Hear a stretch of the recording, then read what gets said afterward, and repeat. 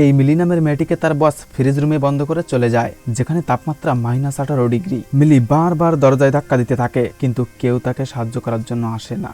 সে বিভিন্নভাবে চেষ্টা করে বাইরে হবার, কিন্তু কোনো লাভ হয় না। রুম এতটাই ঠান্ডা, এর ভিতর বেশিক্ষণ থাকলে যে কোনো মানুষ রক্ত জমে মারা যাবে। মিলিরও অবস্থা আস্তে আস্তে খুব খারাপ হতে থাকে। আপনার প্রত্যেকটা মুহূর্ত মনে হবে এই বুঝি মিলি মারা গেল। তবে এখানে প্রশ্ন হলো, মিলিকে কেন তার বস ফ্রিজ রুমে বন্ধ করে রাখলো? আর সে কি পারবে এই রুম থেকে বার হতে, নাকি এখানে প্রচন্ড ঠান্ডায় রক্ত জমে মারা যাবে মেয়েটি? এই সবকিছু জানার আগে আরেকটুখানি বলে রাখি, এটা একটা বাস্তব ঘটনার উপর ভিত্তি করে মুভিটি নির্মাণ করা হয়েছে। ভারতে সত্যি একটা মেয়ের সাথে এমনই হয়েছিল।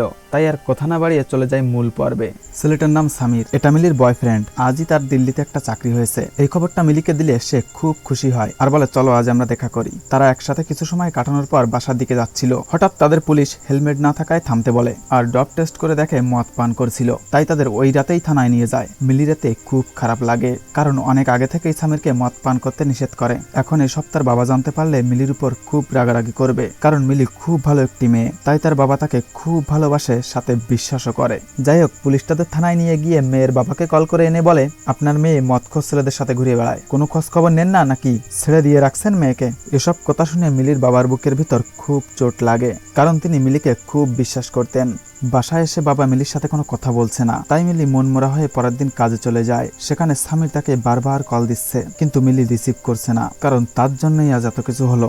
ডিউটি শেষে মেশিনে পাস আউট করে মিলি যখন বাইরে যাচ্ছিল, তখনই দরজার সামনে তার দুই কলিগ এসে বলে, প্লিজ ভাই, আজ আমাদের একটা পার্টি আছে, বাইরে বন্ধুরা অপেক্ষা করছে, তুই এগুলো একটু ফ্রিজ রুমে রেখে দিয়ে আসবি প্লিজ। এরপর ওই দুইজন পাস আউট করে জলদি পার্টিতে চলে যায়। এদিকে মিলি পাস আউট করার পরও আবার রুমের ভিতর চলে যায়। বন্ধুরা, এটা যারা না জানে, শুধুমাত্র তাদের জন্য। পাস আউট হলো রেস্টুরেন্টে ঢোকার সময় ফিঙ্গারপ্রিন্ট দিয়ে ঢুকতে হয়, আর ডিউটি শেষে বার হওয়ার সময় আবার ফিঙ্গারপ্রিন্ট দিতে হয়, যাতে কর্মচারীরা কখন আসলো আর কখন গেল সেই হিসাবটা রাখা যায়। সবার শেষে ম্যানেজার রেস্টুরেন্টের পাস আউট করে দেখে সবাই চলে গেছে, আর বেরোনোর সময় দেখে ফ্রিজ রুমের দরজা খোলা। ম্যানেজার মনে হয় ওই দুইজন জলদি জিনিসপত্র রেখে দরজা না দিয়ে চলে গেছে, তাই সে দরজা লক করে বেরিয়ে যায়। মিলি যখন বুঝতে পারে সে লক হয়ে গেছে, জোরে ধাক্কা মারতে থাকে আর চিৎকার করে, কিন্তু ততক্ষণে ম্যানেজার গেট থেকে বেরিয়ে গেছে। যতই চিৎকার চেঁচামেচি করা হোক না কেন, বাইরে থেকে কিছুই শোনা যায় না। এদিকে ফ্রিজের তাপমাত্রা আস্তে আস্তে কমছে। তার থেকেও দুঃখের বিষয় এই যে মিলি ফোনটাও বাইরে রেখে আসছে। সে ভিতরে থাকা একটা শক্ত টলি দিয়ে জোরে ধাক্কা দিতে থাকে, কিন্তু তাতেও কোনো লাভ হয় না। এভাবেই বেশ কিছু সময় পার হয়ে যায়। মেয়ে বাসায় আসছে না দেখে বাবা খুব টেনশনে পড়ে যায়। মিলির ফোন বাইরে থাকায় কেউ ফোন রিসিভ করছে না। তাই তিনি তার বান্ধবীকে কল করে মিলির কথা বললে বান্ধবী বলে, আমি আজ শীঘ্রই চলে আসছিলাম আঙ্কেল, আমি জানি না মিলি কোথায় আছে। বাবা ওর সকল স্টাফদের কাছে ফোন করে এই বিষয়টা জানতে চায়, কিন্তু কেউ কিছু বলতে পারে না। এদিকে ফ্রিজ রুমের তাপমাত্রা -15 ডিগ্রিতে চলে আসে। মিলি আর সহ্য করতে পারছে না। সে আবার একটা ফ্লেট দিয়ে জোরে শব্দ করে, কিন্তু ওই শব্দ বাইরে পর্যন্ত পৌঁছায় না। এই চেষ্টাও ব্যর্থ হয়ে যায়। মিলি হতাশ হয়ে এক কোনায় বসে পড়ে, আর তার হাত পায়ের রক্ত ঠান্ডায় জমে যাচ্ছে। তাই সে তাড়াতাড়ি তার ব্যাগ থেকে কাপড় বের করে হাতে পায়ে পেঁচিয়ে নেয়। তারপর মিলি বাক্স আর টেপ দিয়ে এসির পাখা ঢাকার চেষ্টা করে, কিন্তু ঠান্ডা বাতাসের প্রচন্ড চাপ থাকায় তাতেও কাজ হয় না। আর সাথে সাথে মিলি নিচে পড়ে যায়। এতে করে পায়ে প্রচন্ড আঘাত লাগে, মনে হচ্ছে পায়ের পাতাই ভেঙে গেছে। মিলির বাবা থানায় গেলে পুলিশটা বলে, চিন্তার কি আছে, দেখো সেই ছেলের সাথে পালিয়ে গেছে কিনা। বাবা দেরি না করে খোঁজ খবর নিয়ে সেই ছেলের বাসায় চলে যায়। এদিকে আমরা মিলিকে দেখতে পাই তার ভাঙা পা ঠিক করার চেষ্টা করছে। এটা খুব কঠিন কাজ আর প্রচুর কষ্ট হচ্ছে, তাও করতে হবে। মিলির বান্ধবী ও তার বাবা সামিরকে দেখতে পায়। তার বাবা রেগে মেগে বলে, ব্যাগপত্র গুছিয়ে কোথায় যাচ্ছিস, আর আমার মেয়ে কোথায় বল। সামির বলে, কাল আমার দিল্লিতে চাকরির জয়েন্ট করতে হবে, আর আমি সত্যি জানি না মিলি কোথায়। আমার ফোনের চার্জ শেষ, তাই ফোন বন্ধ হয়ে গেছে। তারা সামিরের কথা বিশ্বাস করে নেয়। এরপর সবাই একসাথে থানায় যায়, কিন্তু ততক্ষণে পুলিশটা যেন কোথায় আড্ডাবাজি করে বেড়াচ্ছে। তাই তারা নিজেরাই চেষ্টা করে মিলিকে খোঁজার। অন্যদিকে মিলি বিভিন্ন উপায়ে তার পা ঠিক করার চেষ্টা করছে, যাতে সে উঠে দাঁড়াতে পারে, কিন্তু এসির ঠান্ডা বাতাসে মিলি যেন একেবারেই জমে যাচ্ছে।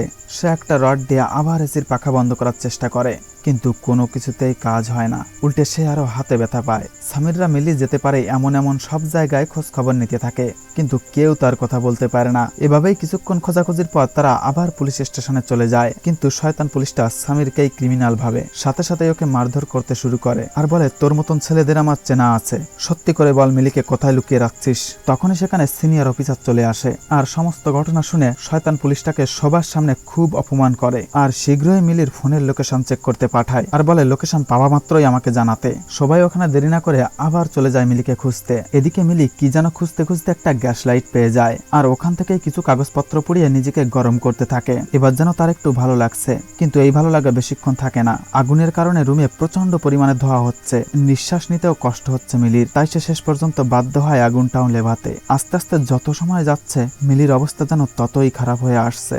সে অনেক কষ্টে বাক্স দিয়ে ছোট্ট একটা ঘর বানিয়ে তার ভিতর ঢুকে পড়ে। এখানে বেশ কিছু সময় কাটায়, কিন্তু ঠান্ডা যেন তাও মানাচ্ছে না। তাই মিলি আবারও মরিমরি হয়ে এসির পাখা বন্ধ করার চেষ্টা করছে, কিন্তু এবারও সে ব্যর্থ হয়ে যায়। এদিকে অন্য অফিস থেকে মিলির লোকেশন চলে আসে, কিন্তু শয়তান পুলিশটা কাউকে কিছু না জানিয়ে ফোনে গান শুনতে থাকে, কারণ সবার সামনে স্যার তাকে অপমান করছিল। আসলে এই ধরনের অফিসারদের কারণেই আমাদের দেশটার আজ এই অবস্থা। একটা নিষ্পাপ মেয়ের জীবনের থেকেও যেন শয়তানের ইগোটা বড়।